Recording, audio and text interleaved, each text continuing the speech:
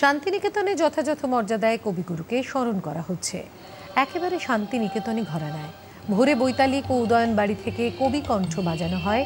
সকালবেলায় ব্রহ্ম উপাসনার মধ্যে দিয়ে কবিকে স্মরণ করা হয়। কাঁচ মন্দিরে ব্রহ্ম উপাসনার পর মাধবী বিতানে অনুষ্ঠিত হয় জন্মোৎসবের অনুষ্ঠান। সেখানে তার গাওয়া গান কবিতা দিয়ে ছাত্রছাত্রী অধ্যাপকেরা স্মরণ করেন কবিকে। রবীন্দ্রনাথের সময় অবশ্য পয়লা বৈশাখ পালিত হতো কবির জন্ম উৎসব, কারণ কবি নিজেই এই প্রথা চালু করেছিলেন। জলকষ্ট ও দাবদাহের জন্য সেই সময় আশ্রম বিদ্যালয়ে ছুটি দেওয়া হতো। 25শে বৈশাখ ছুটি থাকতো, সেজন্য তার আগেই জন্মোৎসব উদযাপন করার প্রথা চালু করেছিলেন কবি নিজেই। পরবর্তীকালে 25শে বৈশাখ আর বিশ্বভারতীতে ছুটি দিতে হয় না, সেই জন্য এখন আর 5টা জায়গার মতোই 25শে বৈশাখে রবীন্দ্র জন্মজয়ন্তী উদযাপন করা হয়, তবে তা অন্য জায়গার থেকে কিছুটা আলাদাভাবে।